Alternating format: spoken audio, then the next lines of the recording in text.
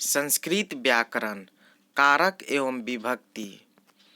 आज के वीडियो में हम लोग कारक एवं विभक्ति के बारे में समझेंगे कि कारक और विभक्ति किसे कहते हैं और ये कितने तरह के होते हैं।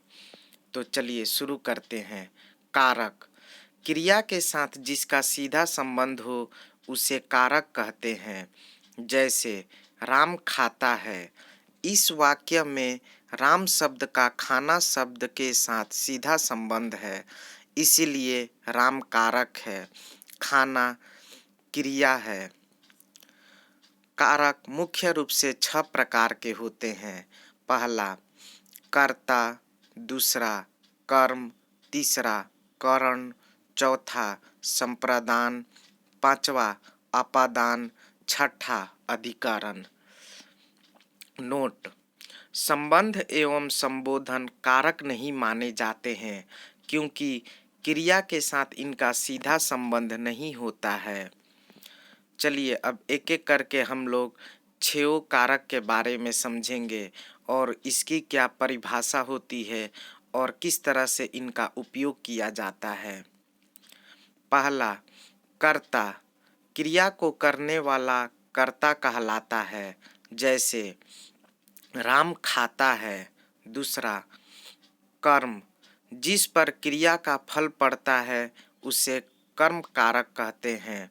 जैसे राम आम खाता है। यहाँ राम आम को खा रहा है तो राम का सीधा संबंध आम से है और आम को खाना मतलब आम के साथ कोई कर्म कर रहा है। तीसरा करण, क्रिया को करने में जो सहायता करता है वह करण कारक कहलाता है। जैसे राम कलम से लिखता है तो यहाँ पर राम कलम के साथ लिख रहा है तो जो ये कर्म कर रहा है वो कलम से कर रहा है। चौथा संप्रदान, जिसके लिए क्रिया की जाती है वह संप्रदान कारक कहा जाता है। जैसे राम ज्ञान के लिए पढ़ता है। पांचवा अपादान, दो वस्तुओं के अलग होने की स्थिति में जो वस्तु स्थिर रह जाती है उसे अपादान कारक कहते हैं। जैसे पेड़ से पत्ते गिरते हैं तो पेड़ यहाँ पर स्थिर रहता है, पत्ते ही पेड़ को छोड़कर अलग हो जाते हैं। छठा संबंध, वाक्य में दो शब्दों में संबंध जोड़ने वाला संबंध कारक कहलाता है। जैसे राम का लड़का पढ़ता है। यहाँ पर जो लड़का है उसका सीधा संबंध राम से है। सातवां अधिकरण, क्रिया के आधार को अधिकरण कारक कहते हैं। जैसे राम विद्यालय में पढ़ता है तो राम कहाँ पढ़ाई कर रहा है तो विद्यालय में कर रहा है। आठवां संबोधन, किसी को अपनी ओर आकृष्ट करने के लिए या बुलाने में संबोधन कारक का प्रयोग किया जाता है। जैसे हे राम यहाँ आओ। कारक एवं विभक्ति, यहाँ पर 3 कॉलम दिया हुआ है। एक में कारक का नाम, एक में विभक्ति का नाम और एक में चिन्ह दिया गया है। तो चलिए याद करने के तरीके को पहले हम लोग समझ लेते हैं, फिर हम उसके बाद एक एक करके कारक एवं विभक्ति को समझेंगे।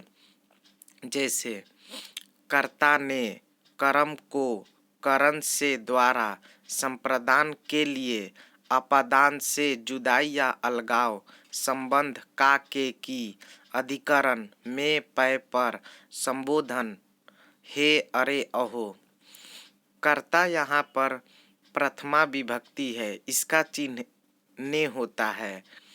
कर्म द्वितीया विभक्ति है, इसका चिन्ह को होता है। करण तृतीया विभक्ति है, इसका चिन्ह से द्वारा होता है। संप्रदान चतुर्थी विभक्ति है और इसका चिन्ह के लिए होता है। अपादान पंचवी विभक्ति है और इसका चिन्ह से जुदाई या अलगाव में किया जाता है।